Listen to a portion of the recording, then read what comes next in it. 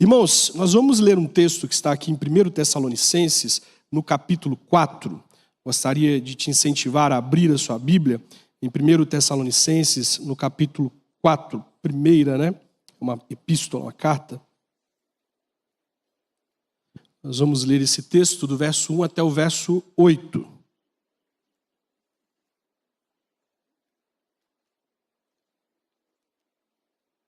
O texto diz assim: Finalmente, irmãos, vós vos rogamos e exortamos no Senhor Jesus, que como de nós recebestes, quanto à maneira por que deveis viver e agradar a Deus, e efetivamente estáis vivendo, continue progredindo cada vez mais, porque estáis inteirados de quantas instruções vos demos da parte do Senhor Jesus.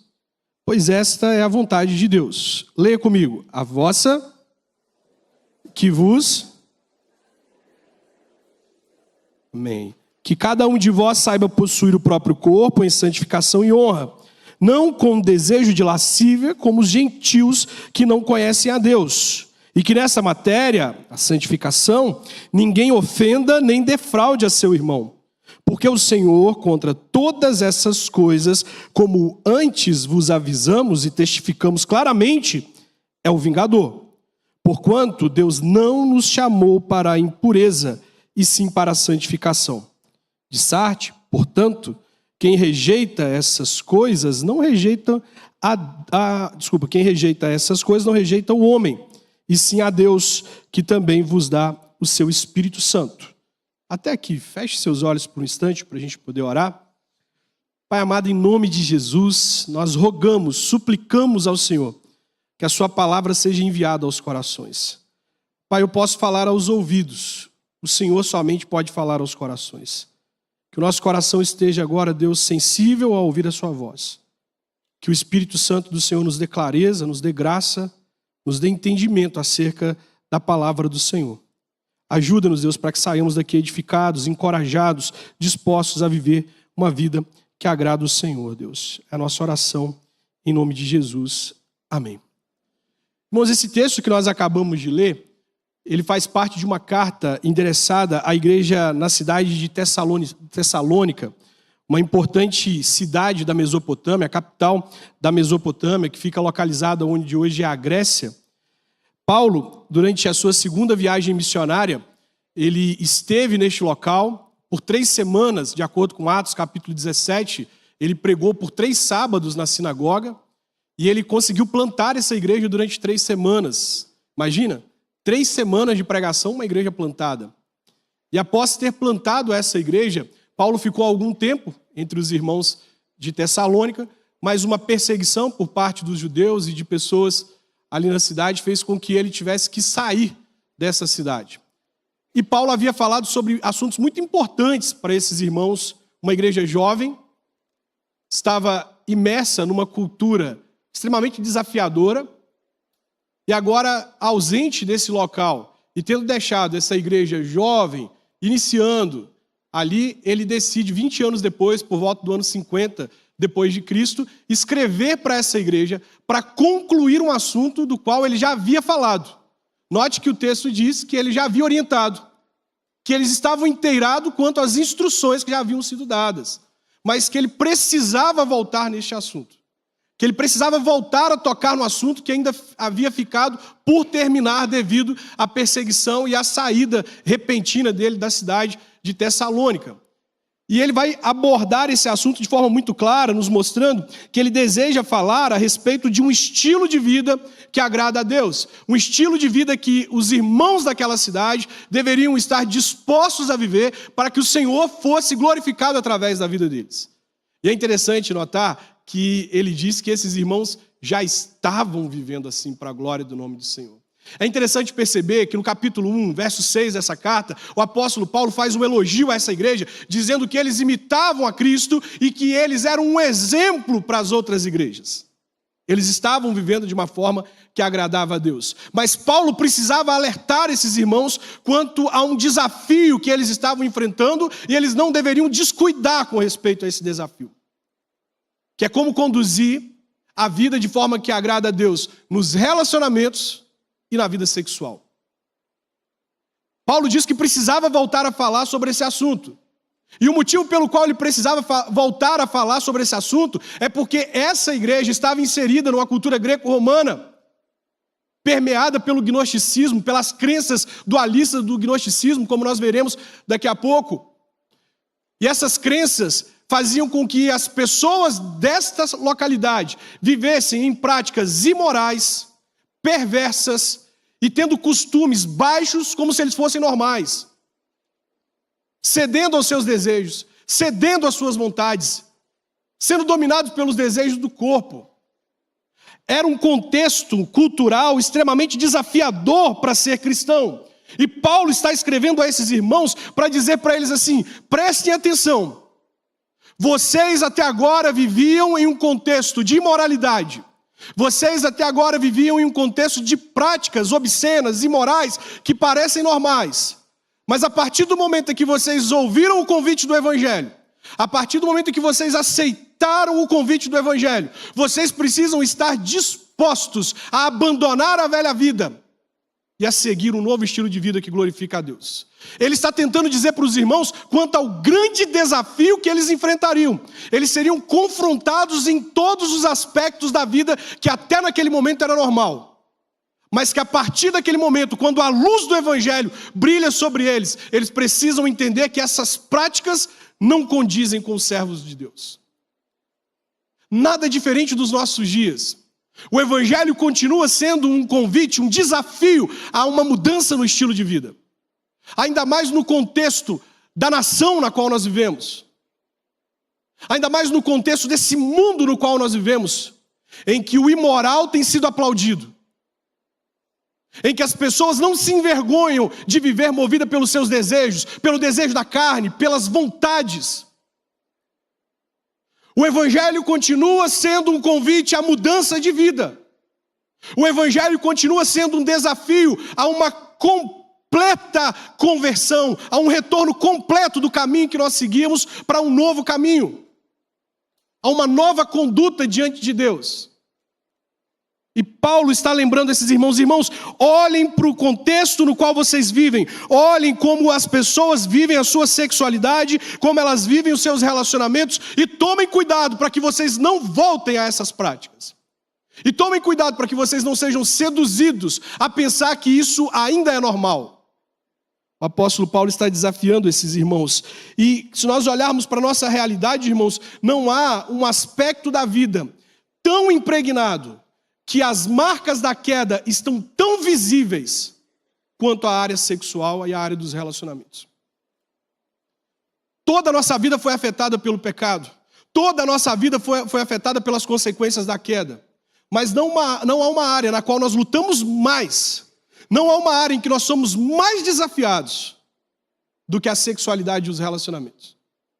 Diariamente nós somos bombardeados, tentados, as pessoas tentam nos atrair, o mundo tenta nos atrair, o diabo tenta nos atrair na sexualidade, nos relacionamentos.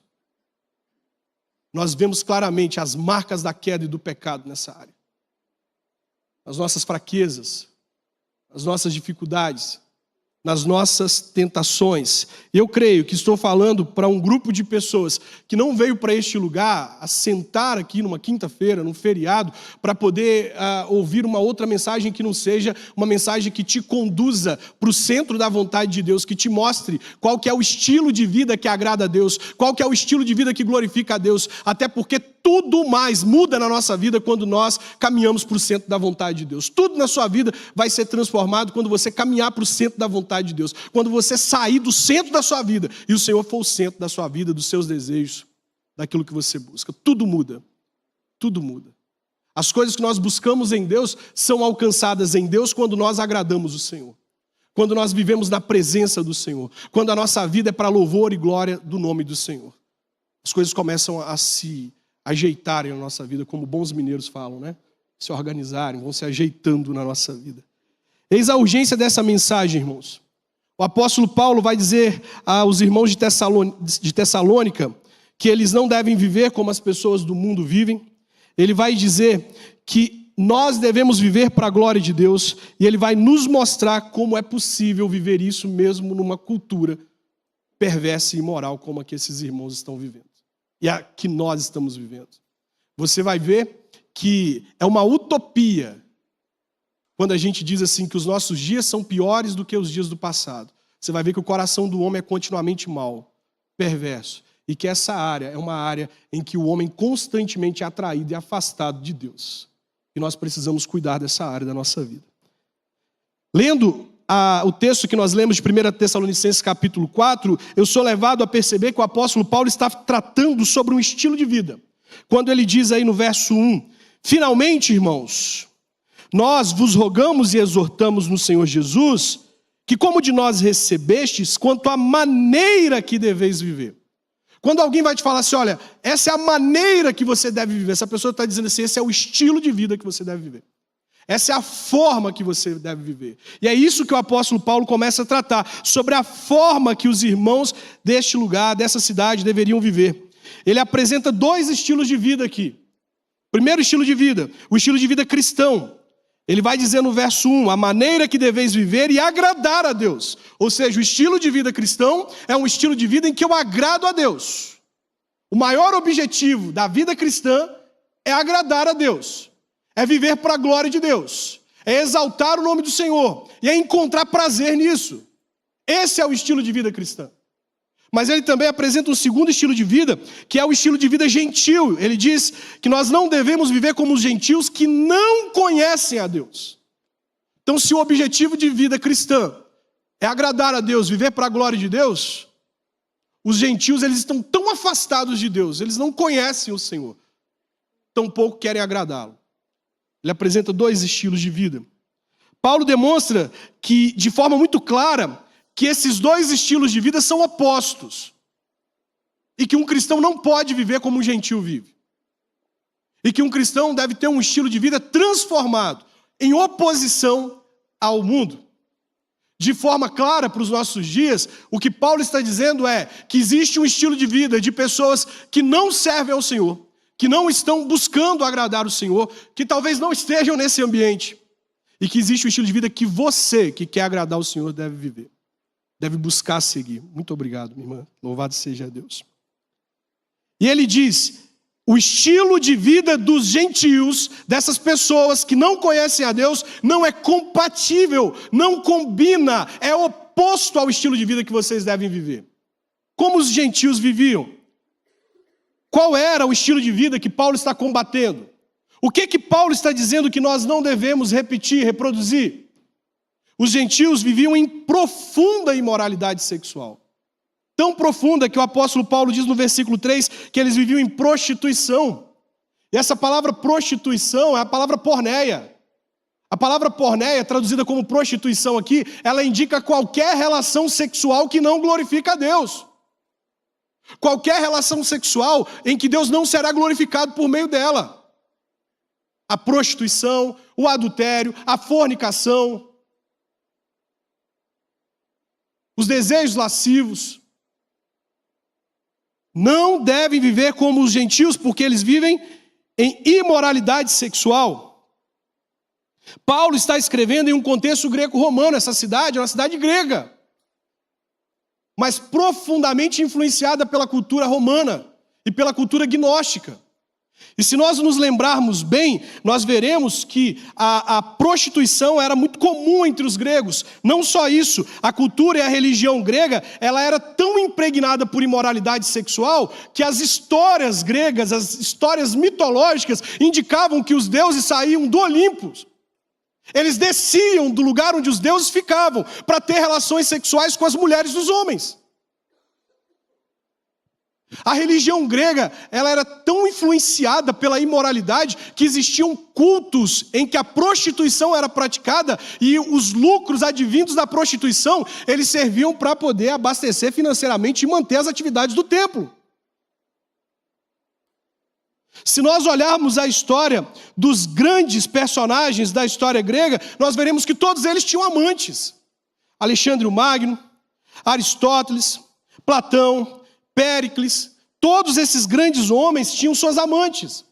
E a questão era tão profunda que um poeta, Um eloquente poeta, também estudioso político grego, chamado Demóstenes, ele escreveu o seguinte: os gregos têm prostitutas para o prazer, concubinas para as necessidades diárias do corpo e esposas para procriar filhos. Olha como essa cultura era imoral. Eu repito a frase. Os gregos têm prostitutas para o prazer, concubinas para as necessidades diárias do corpo e esposas para procriar filhos. Tamanha a imoralidade do contexto que essa igreja estava inserida.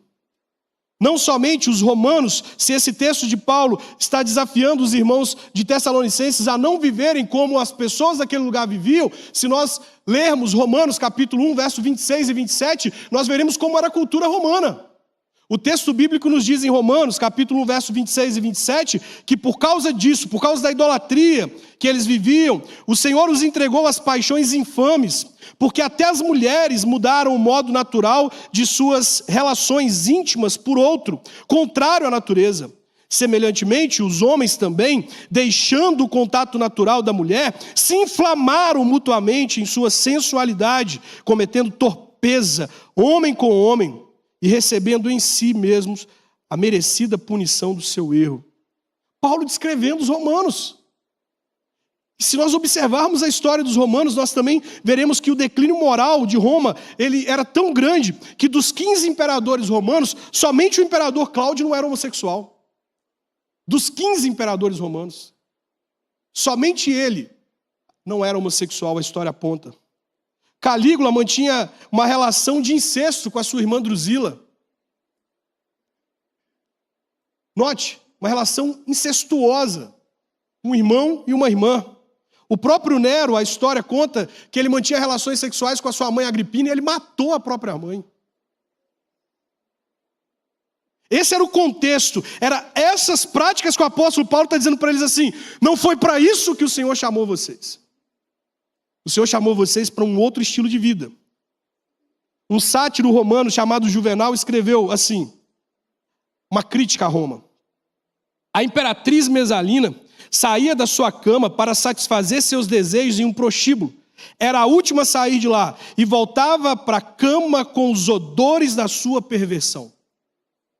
Uma imperatriz saía da sua cama no meio da noite para um prostíbulo.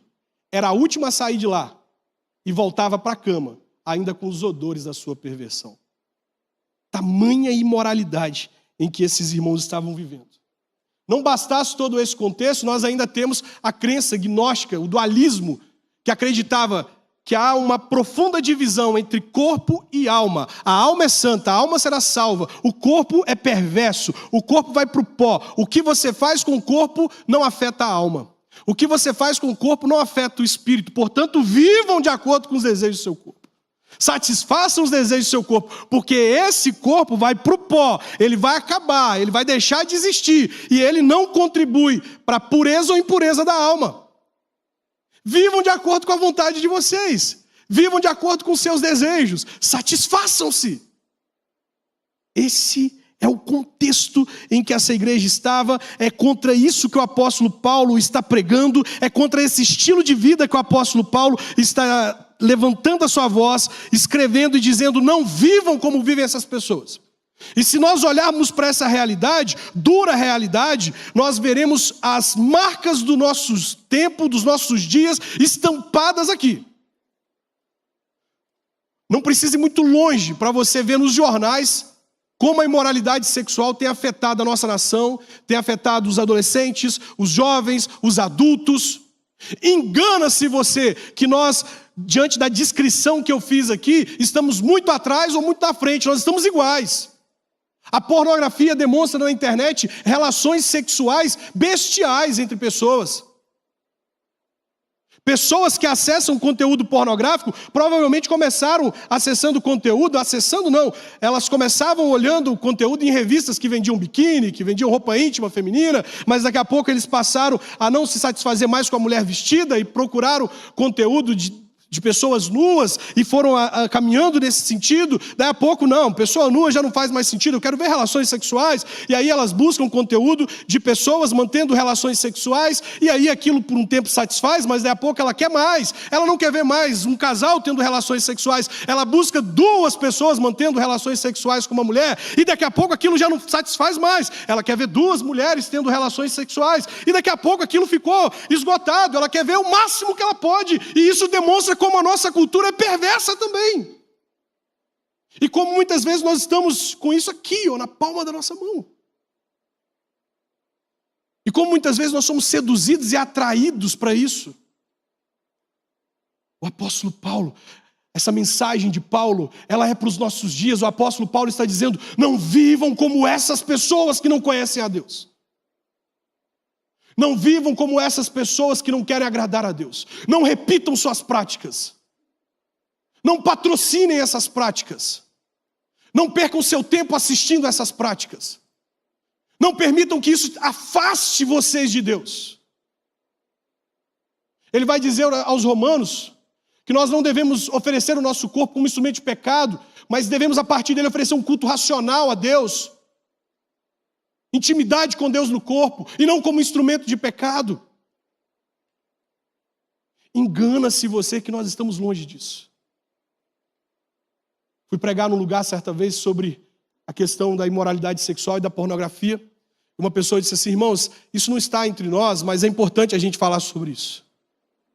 E aí quando eu peguei o microfone eu falei: meu irmão, desculpe, eu vou só corrigir uma coisa, isso está entre nós.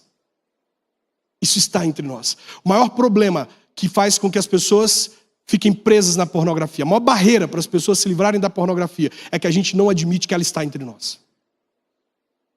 A gente faz a pornografia parecer um pecado diferente de todos os outros. O quê? Matou? Ah, não tem problema não. Pornografia? Não, não pode. A gente faz a pornografia ficar numa prateleira de pecados muito piores do que os outros. Quando a palavra de Deus ela nos demonstra que esses pecados são iguais diante de Deus. Não existe pecado, pecadinho, pecadão, são pecados. Uma outra forma como a pornografia, por exemplo, tem prendido as pessoas, uma barreira para as pessoas se livrarem, é quando a gente diz assim: pornografia é uma coisa de homem. Pornografia é coisa de homem. Quando a gente diz assim, a gente impede as mulheres de dizer assim: socorro! Sabe por quê? Porque já é constrangedor. Porque a gente diz que não está no nosso meio. E ainda é mais constrangedor porque a gente diz que é coisa de homem. Uma mulher não pode, então. Seria inaceitável uma mulher ver material pornográfico. Essa mensagem é para hoje. Essa mensagem é para os nossos dias. Nós não estamos vivendo um contexto tão diferente como o dessas pessoas. Esse é o estilo de vida que Paulo está combatendo. Esse é o estilo de vida que Paulo está dizendo que nós não devemos viver. Mas se nós não devemos viver como essas pessoas vivem, se nós não devemos reproduzir o comportamento dessas pessoas, se esse não é o nosso estilo de vida, qual deve ser o nosso estilo de vida? Como nós devemos viver? O apóstolo Paulo apresenta como o caminho para não vivermos como as pessoas vivem neste século, o caminho da santificação. Ele diz que a vontade de Deus é a nossa santificação. Ele diz que devemos viver de uma forma que agrada a Deus e que a vontade de Deus é a nossa santificação. Ele apresenta a santificação como o caminho mais excelente. A santificação como o único caminho para não viver como vivem as pessoas deste mundo. Para não ceder às paixões imorais da carne. E preste atenção, talvez você olhe para o contexto que eu expus, de relações tão baixas, e você me diz assim: estou longe disso. Você não pode subestimar o poder que a sua carne tem de te reduzir a paixões imorais, indecentes, se você se afastar da presença de Deus. Se você descuidar da sua santificação. Você não pode subestimar do poder da sua carne. Você não pode. Dos seus desejos, das suas vontades. O apóstolo Paulo, escrevendo aos Filipenses, ele falou assim: o Deus deles é o estômago, porque eles vivem movidos pelos seus desejos. São desejos comparados a deuses. E nós precisamos ter cuidado com eles. E o apóstolo Paulo apresenta a santificação como caminho para que nós não vivamos como essas pessoas. No contexto bíblico, A palavra santificação significa separar-se do mundo, consagrar-se a Deus e buscar a purificação. Ela envolve se separar das práticas contrárias a Deus, viver de acordo com a vontade divina e entregar-se completamente a Ele, voluntariamente e sem reservas. É um estilo de vida diferente. Eu me consagro ao Senhor, eu busco as coisas que me purificam, eu busco as coisas que me aproximam do Senhor, eu busco coisas que me ajudam a viver de acordo com a vontade de Deus, eu me entrego sem reservas, eu quero mais de Deus, eu quero mais da presença de Deus, porque quanto mais cheio de Deus eu estiver, mais longe do pecado eu estarei. Quanto mais de Deus eu tiver em mim, mais longe do pecado eu estarei. Riley, conforme foi lido aqui em seu livro Santidade, ele escreveu assim: santificação é aquela operação espiritual interna que Jesus realiza em uma pessoa pelo Espírito Santo, quando ele a chama para ser um crente verdadeiro. Ele não só salva a pessoa de seus pecados mediante seu próprio sangue, mas também a separa do seu apego natural ao pecado e coloca o espírito e a prática de uma vida piedosa. A santificação é o caminho invariável de quem ama Cristo. Ela é a consequência da regeneração, é a evidência da transformação. E preste atenção nisso aqui. É o sinal mais seguro da eleição divina. É o sinal mais seguro de que vocês foram salvos. Riley está apresentando um estudo da teologia, uma área da teologia que chama Ordem Salutis. A ordem da salvação. Ele está dizendo que primeiro Deus chama o pecador. Primeiro ele chama. Nesse chamado o pecador se arrepende, se converte. O Senhor o justifica. E a justificação, ela é uma obra inteiramente divina, nós não temos parte nela.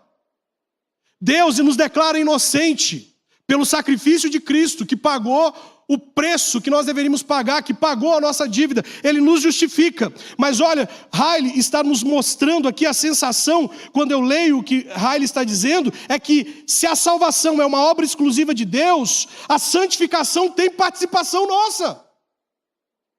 Se eu não contribuir para a minha salvação, porque ela é uma obra exclusiva de Deus, Deus decidiu me salvar.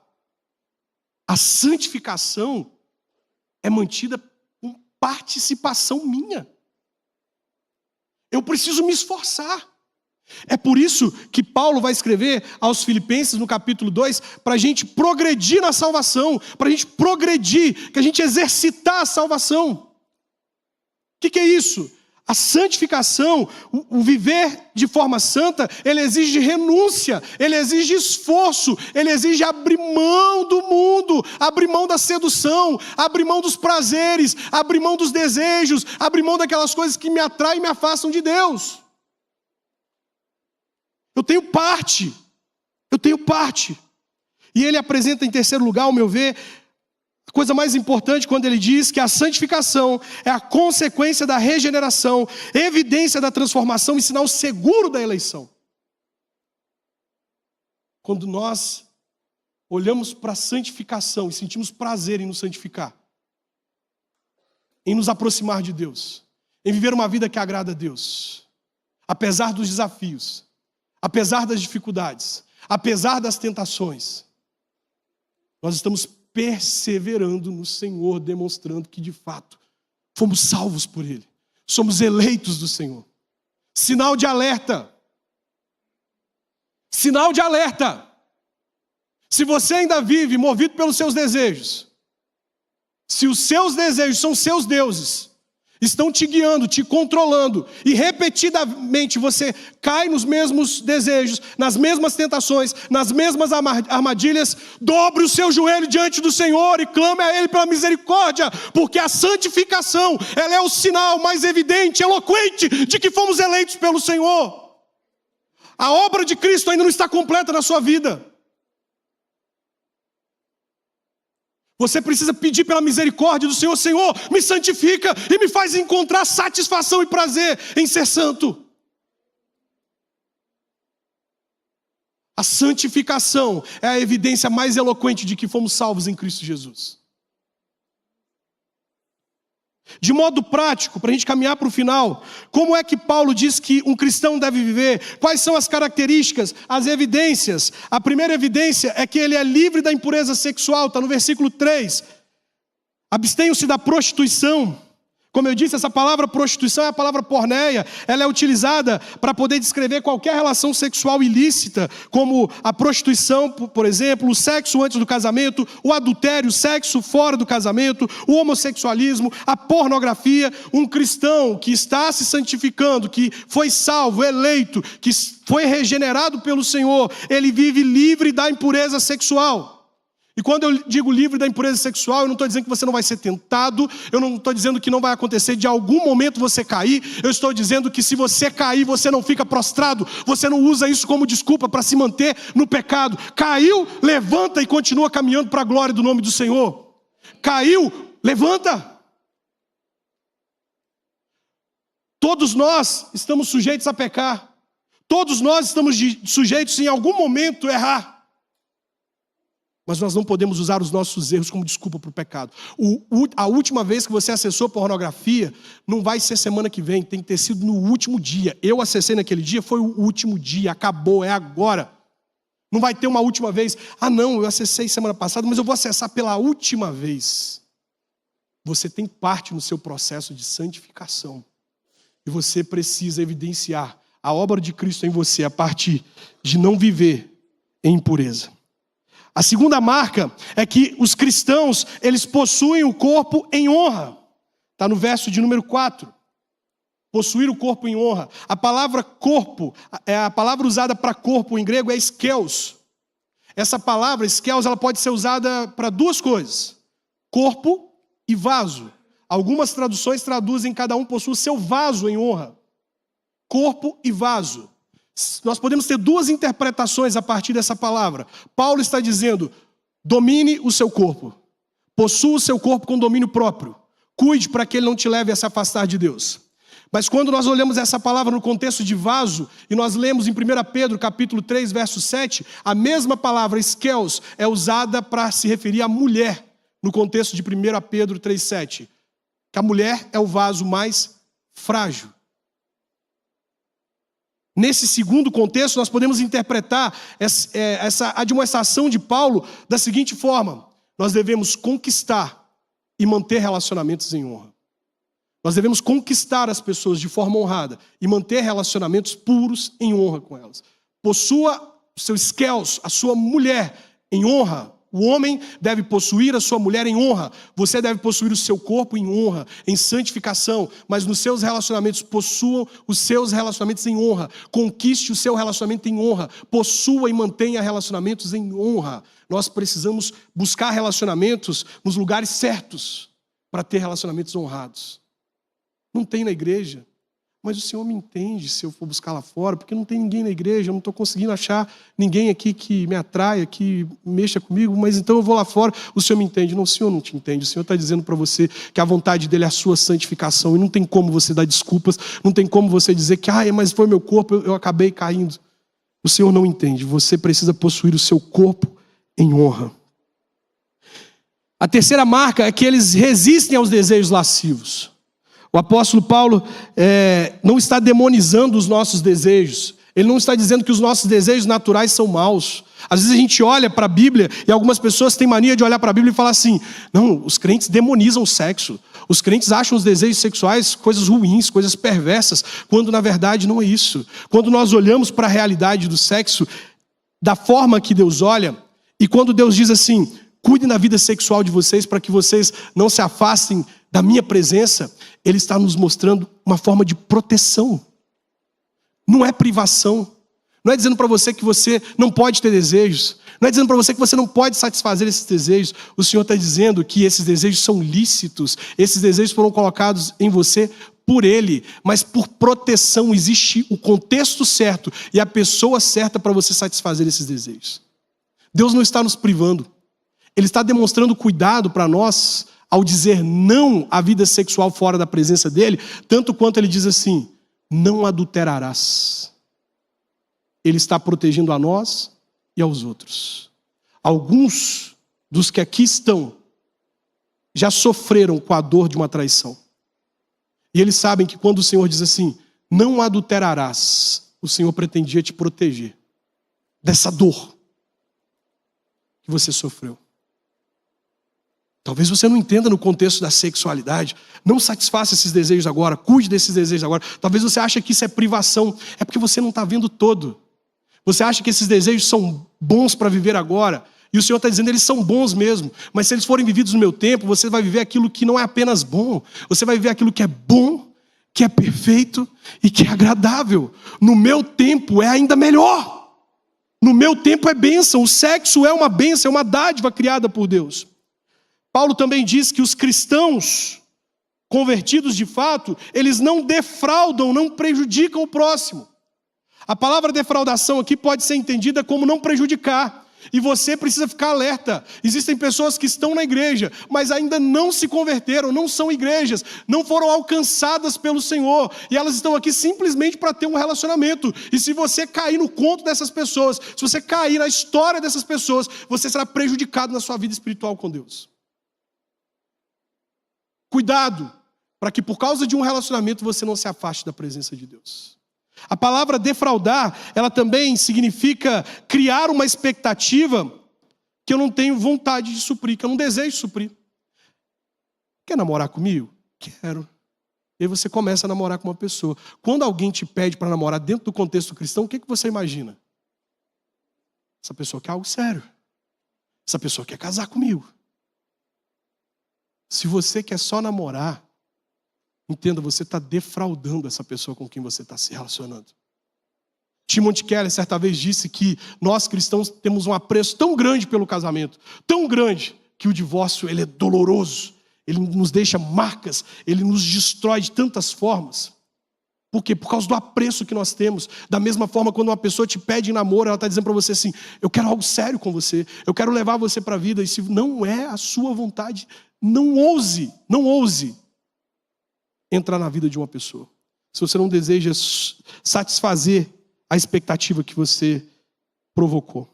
Defraudar também significa provocar desejos que eu não posso suprir de forma lícita. Nós precisamos ter cuidado com a forma que nós nos vestimos, para não provocar desejos. Nós precisamos ter cuidado com a forma que falamos, para não gerar pensamentos de que nós estamos propondo coisas que não estamos propondo. Nós precisamos ter cuidado com a forma como nós nos relacionamos com a pessoa do sexo oposto, para não fazer ela entender que nós estamos querendo coisas que não estamos de fato querendo. Nós precisamos ter cuidado. O apóstolo Paulo está dizendo que o estilo de vida cristão é um estilo que não tem espaço para defraudação. Paulo também apresenta as razões pelas quais devemos viver assim. Em primeiro lugar, ele diz que essa é a vontade de Deus. Poderíamos fechar a Bíblia e ir embora. Paulo diz que é o estilo de vida que nós devemos ter para agradar a Deus. Portanto, a forma como eu vivo demonstra quem eu quero agradar. A forma como eu vivo demonstra quem eu quero agradar. Talvez você esteja vivendo para agradar a si mesmo. Talvez você esteja vivendo para agradar os outros. Mas hoje está sendo desafiado a viver para agradar o Senhor. A viver para a glória do Senhor. Paulo diz que nós devemos viver assim porque Deus é contra todas essas coisas. E se hoje o Senhor está te colocando contra a parede, dizendo para você que Ele é contra a atitude que você está tendo, levanta suas mãos e glorifica a Deus. Porque Deus está sendo contra você aqui. Ele está dizendo para você, se arrependa, mude de vida, tome um novo caminho, tenha um novo estilo de vida, enquanto é tempo. Enquanto você ainda tem oportunidade. Melhor coisa que pode acontecer é o Senhor nos confrontar, apontar o dedo para nós e dizer para a gente assim, nessa terra, que nós estamos errados. Ele pesar a mão sobre nós e dizer, você está errado. Porque se Ele está fazendo isso, Ele está agindo com graça e misericórdia para nós, que Ele não quer que a gente se perca. Que Ele não quer que a gente se perca. Paulo diz que nós devemos viver assim porque Deus, Ele é vingador de quem vive dessa forma. Quem vive dessa forma está se colocando como um alvo da vingança de Deus. Paulo diz que nós devemos viver de forma santa, porque Deus não nos chamou para a impureza. Paulo diz que nós devemos viver de forma santa, porque quem despreza esse ensino não despreza o homem, não rejeita o homem, está rejeitando o próprio Deus. E aqui eu tenho uma mensagem para você que está dizendo que essa mensagem é dura. Para você que está dizendo que veio aqui para ouvir uma mensagem que mexesse com você, que causasse calafrios, que fizesse uau! Se você rejeitar essa mensagem ou sair por aquela porta, você não está me rejeitando. Quem rejeita esse ensino, rejeita o próprio Deus. Como viver, para finalizar? Como nós devemos viver, então? Como é possível, nesse contexto que nós vivemos, nesse século que nós vivemos, em que as pessoas não querem viver desse jeito? Como é possível viver de forma santa? Muitas vezes a gente diz assim, é difícil achar alguém assim, né? Para que eu vou viver assim? É tão difícil achar alguém assim? Esses dias, não sei quem assistiu, América e Santos. O goleiro do Santos machuca, o jogador da América faz o gol, com o goleiro do Santos machucado. Quem viu essa cena? Alguém viu? Viu? Pois é, alguns de vocês viram. E aí o Juninho, jogador do América, na hora que ele vai falar sobre a entrevista, ele vira e fala assim, nós precisamos melhorar muito. Isso aí, que foi feito, o jogador do meu time fez, e que o meu time coadunou, demonstra o quanto que a gente precisa melhorar. A gente está falando dos saques lá no Rio Grande do Sul, das pessoas que estão saqueando as casas, mas isso mostra aqui, que a gente precisa melhorar muito. E muitas vezes, sabe o que a gente faz? A gente fala assim, se fosse o Santos, ele faria a mesma coisa. Mas olha o que ele diz, nós não devemos pautar o nosso estilo de vida pelo que o outro faria. Nós devemos viver conforme as nossas convicções. Então, viver assim, não é porque você está querendo encontrar alguém desse jeito. É porque é a sua convicção, é porque o Senhor te chamou para isso. Mas como, Júnior, eu posso viver nesse contexto em que nós estamos vivendo? Como é que eu posso viver dessa forma? Qual a alternativa? É tão difícil, eu não tenho forças. O apóstolo Paulo vai dizer que é possível viver dessa forma porque os irmãos de Tessalônica, já estavam vivendo assim. É possível. É um desafio? Mas é possível. Já estáis vivendo assim. 1 Tessalonicenses 1,6, vocês seguem o modelo de Jesus Cristo e vocês são um exemplo para as outras igrejas. É possível viver em santidade. É possível viver para a glória de Deus. É possível renunciar ao mundo, os nossos desejos, as nossas vontades. É possível, os irmãos estavam vivendo assim. A segunda coisa que ele diz é que a santificação, ela é um processo no qual nós podemos progredir. Nós não podemos nos conformar com o hoje. Nós precisamos buscar melhorar. Mas deixa eu te dizer uma coisa, talvez você hoje está aqui e você está sendo tão confrontado por essa mensagem. Seu pecado está sendo tão exposto que você está dizendo, como Isaías diante do trono de Deus, ai de mim! E o Senhor está te dizendo assim, você pode melhorar nessa área. Você pode se tornar mais santo, você pode viver mais próximo de mim, pode viver mais para a minha glória, pode viver de uma forma que me agrada. É possível viver em santidade, e a santidade nós podemos progredir nela. E por último, o apóstolo Paulo nos encoraja que mesmo diante dos desafios, das tentações, das ofertas, das propostas, ele diz para a gente no versículo 8, que quem rejeita essas coisas, rejeita não ao homem, mas a Deus, que nos dá o seu Espírito Santo. Irmãos, pelo Espírito Santo nós podemos vencer as paixões, as tentações, os desejos. O Espírito Santo é quem nos fortalece. O Espírito Santo é quem nos enche de motivação. O Espírito Santo é quem faz a gente olhar para nós e não nos conformar com o estilo de vida que nós estamos vivendo, a entender que a santidade é um grande desafio, mas é possível, que nós podemos viver para a glória do Senhor e que dia a dia nós podemos progredir na nossa vida de santificação.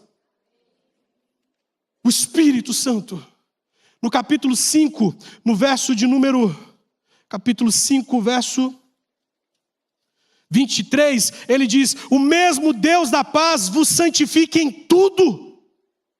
A santificação é possível. Quanto mais próximos de Deus nós estivermos, mais santos seremos. Quanto mais buscarmos o Senhor, quanto mais nos agradarmos das coisas do Senhor, mais em santidade nós estaremos vivendo. A santidade é possível. Eu quero te encorajar em nome de Jesus a na força do Espírito Santo, não na tentativa de sair daqui na sua força, mas na força do Espírito Santo, a sair desse congresso, disposto a viver em santidade para a glória de Deus, disposto a buscar o reino de Deus, a sua justiça em primeiro lugar, crendo que o Senhor pode acrescentar todas as coisas do contexto, comida, vestida, as necessidades básicas, mas que as coisas que você está buscando no Senhor também podem ser satisfeitas em Deus quando você decidir viver para a glória do nome do Senhor. Está buscando um parceiro em Deus, o Senhor tem poder para satisfazer isso, seja te enviando um parceiro, ou seja sendo tudo o que você precisa, sendo te satisfazendo por completo. Algumas pessoas, o Senhor tem um casamento, louvado seja Deus por isso. Outras pessoas, o Senhor tem o que Ele tinha para a tribo de Levi. Eu sou a sua porção, eu sou a sua herança, eu serei o seu prazer, eu serei a sua alegria, eu estarei com você por todos os dias da sua vida. Tão somente permaneça na minha presença em santidade. Senhor, nós te louvamos por essa noite, Pai. Te glorificamos pela tua palavra pregada, Senhor Deus. Senhor, que desafio tu me destes. Te peço, Deus, que em nome de Jesus essa palavra caia nos corações conforme o Senhor queria que ela caísse, não conforme eu mesmo tenha tentado falar, Pai. Que o Espírito do Senhor faça nós entendermos aquilo que o Senhor tem para dizer nessa noite. Pai, tem misericórdia de nós clamamos pela tua misericórdia, Deus. Nós queremos viver em santidade, encontrar prazer na santidade, viver de uma forma que te agrada, Deus. As paixões, os desejos, as tentações são tantas, mas nós queremos renunciar isso tudo e viver de forma santa para o Senhor. Tem misericórdia de nós. Em nome de Jesus. Amém. Amém. Irmãos, para finalizar, pode vir, Dani. Essa ministração, ela teve como biografia doutrinas centrais da fé cristã do Berkhof. Eu utilizei para poder falar sobre processo de salvação. Santidade, capítulo 2 e 3 do livro Santidade, do Riley. Também usei o comentário expositivo do Hernandes Dias Lopes, 1 Tessalonicenses, 2 Tessalonicenses, e o comentário expositivo do reverendo Arival. Você que tem desejo de conhecer, esse foi o meu último livro, o livro que eu escrevi, Desafio do Namoro com Propósito. Se você quer conhecer uma forma de se relacionar que agrada a Deus, para a glória do Senhor, lá na Livraria Zion você encontra esse livro. Deus abençoe suas vidas, em nome de Jesus. Amém. Evangelista, eu quase não consegui subir aqui muito direito pelas bofeteadas, assim, mas foi uma mensagem maravilhosa, né, gente? Estou um pouco zonza. Deus seja louvado. Que mensagem edificante, que mensagem necessária. Muito obrigada mesmo. Edificou muito, muito a nossa vida. E não é à toa que tem como esse tema. Eu queria que você ficasse aqui. Vou convidar aqui o presbítero Luiz Caruso para vir aqui, por favor. Era para ser antes, sabe? Mas a pessoa que esqueceu, então a gente vai fazer depois também. Está valendo também. Oração nunca é demais, não é? Ótimo, é isso. Amém. Logo do meu anfitrião, amém. líder de pequeno grupo. Por favor, Caruso. Que privilégio, né, essa palavra. Né? Deus não nos chamou para impureza, como você nos advertiu, mas para sermos santos. Né? E agora nós vamos orar por você. Amém. Pai querido, nós estamos aqui para louvar, te adorar e também para agradecer, Pai, a vida desse teu servo, que ainda está perdido nessa cidade grande, Pai. E que o Senhor esteja com ele, com a casa dele, com a esposa, com os filhos, cuidando deles aqui no dia a dia, Pai, nessa terra, nessa selva de pedra que às vezes a gente passa o dia absorvido por tantas coisas, e que o Senhor esteja na casa dele, Pai, dando força, que na casa dele, Pai, a força venha do Senhor, a alegria venha do Senhor, e que eles estejam adaptados aqui nessa casa, Pai, que é a tua casa de oração, e nessa cidade, Pai, e que tudo que ele fizer seja como foi colocado aqui, Pai, seja para a honra e glória do teu nome. É no nome de Jesus que nós agradecemos. Amém. Amém. Ele está no meu grupo de pastoreio, é um desafio tanto ter um pastor no grupo de pastoreio, viu?